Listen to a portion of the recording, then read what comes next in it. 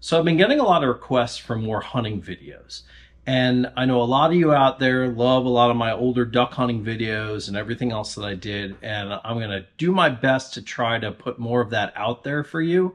Unfortunately, in recent years, it's really difficult to put out good public land duck hunting video in the state of New Jersey just because of how populated we are and the advent of basically cyber scouting. So it's so easy if I'm hunting public land and I have a good thing going with me and the local guys or whatever else. I film a video there. All of a sudden there's 15, 20 trucks at the ramp the next weekend, and it just kind of ruins a good thing. It's unfortunate.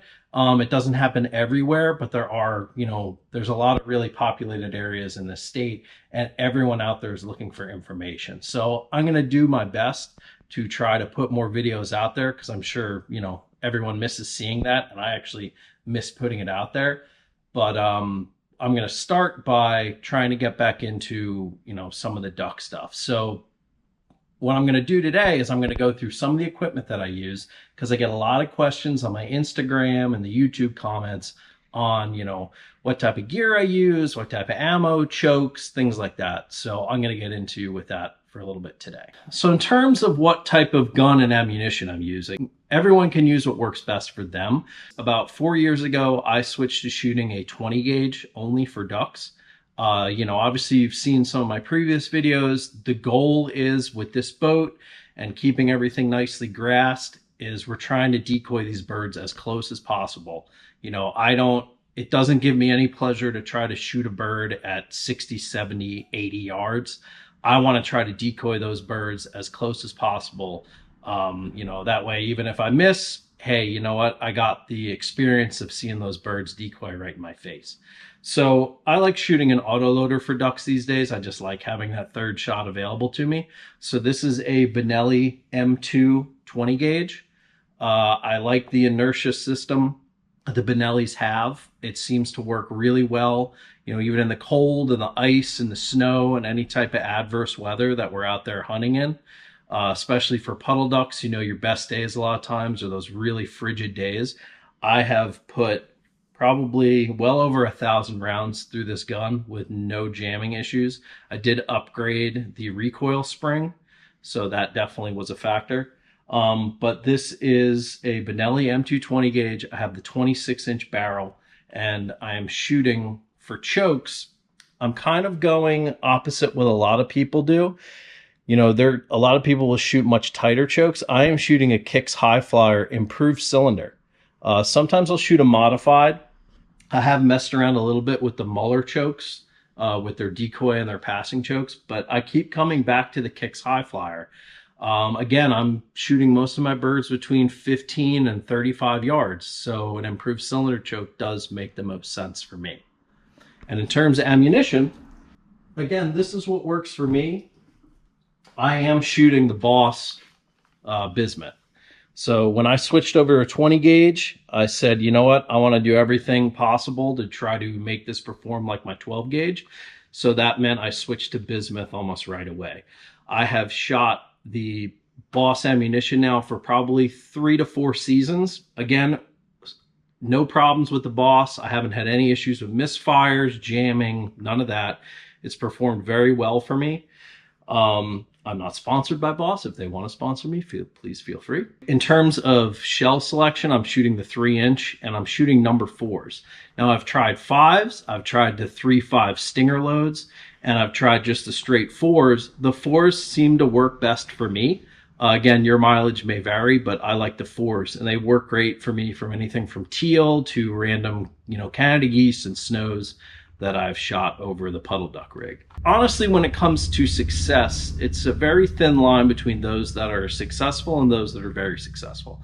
So one of the things that I feel kind of puts you over the edge a bit is using flocked decoys. So I've switched quite a few years ago to fully flocked decoys. Now, again, I've been hunting my whole life. I grew up hunting over cork decoys. I still have a ton of really nice cork decoys.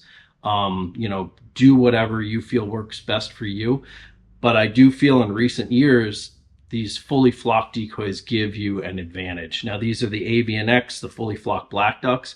When you look at this here in regular daylight, they may look very black and very dark, but that really helps show up from a distance for the birds. And since I switched to these fully flocked decoys, I have found a huge difference in decoying birds in really close, fooling, wary black ducks. It makes a huge difference. One of the other things I wanted to focus on in terms of tips and tricks for the more New Jersey-centric duck hunter is calling. Now, calling is viewed as something that's extremely important. You watch the Duck Commander videos, you watch all these other YouTube videos, everyone's calling, everyone's doing these loud high balls, and that works, but really when you're hunting coastal type of areas in New Jersey with a lot of really wary black ducks, calling isn't as important as you might think it is. You could get by with just 2 calls on your lanyard. A basic, standard mallard hen type call, but primarily you could really just get away with a mallard drake confidence call. This is the Duck Commander.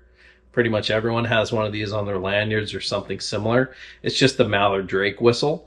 And especially when it comes to wary black ducks, I find that when those birds are already coming to you and looking at you, you can just give them a little bit of a confidence call and help them make their decision. So again, you see all these videos, you see a lot of stuff out there of everyone doing these really loud competition style calling. And when you're dealing with black ducks and other like wary type of puddle ducks that we see here on the coast in New Jersey, it usually scares them away more than it brings them to you. There are times where calling is very effective, don't get me wrong. But for the most part, it really comes down to knowing when to call and basically keeping your hands off those calls and not calling all that often. Now, when it comes to the calls that I use, again, I've just told you calling is not that important, but I do like the calls that I happen to use. Now, my main call that I use is an acrylic. This is a single reed. This is a Tecton Game Calls, built out of a company in South Carolina. Very nice calls. They have them, I think they're carrying them at Max now and everywhere else. Now, this is a little bit louder of a call compared to my other one that I use, which is an RNT old style, another single reed call. This is more of a timber style call, which, as I said, you don't want to do these really loud high balls and blow birds out of the water. You might think, oh, I need a really loud call. I'm hunting open water. In my experience, I like using more of the timber style calls, which are a little bit quieter and lower volume of a call. It just helps when you're dealing with black ducks and such to not just kind of blow them out of the area.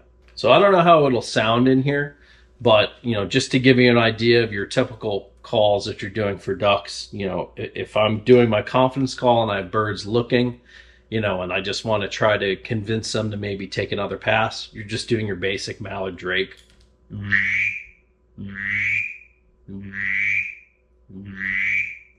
Just like that. And this works well if you have widgeon in the area. But that's pretty much my go-to most of the time. And then, of course, if you have something you want to try to get their attention, or you want to do a different style of, if you know that it's a drake, like you have a single drake mallard, I like to go to the hen mallard call just to try to, let's see if he's lonely and try to get him in. And you just do your basic,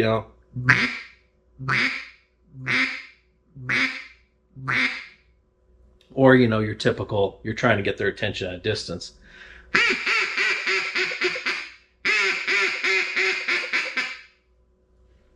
And then for the Tecton is a little bit louder.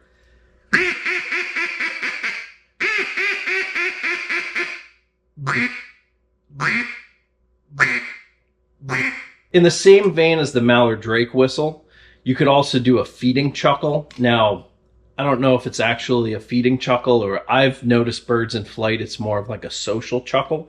And that's another type of confidence call. Again, something that isn't very loud, that's going to blow the birds out of the area.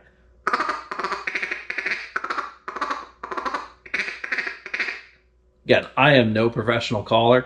I can call enough to get by, and honestly, in New Jersey, I think that's really all you need. Obviously, you're not going to learn everything from videos on the internet or YouTube, So a great thing to do if you're just getting started is to look into some of the more local waterfowling organizations that we have in the state.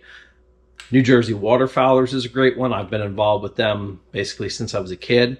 Ducks Unlimited has many different chapters throughout the state, as does Delta Waterfowl.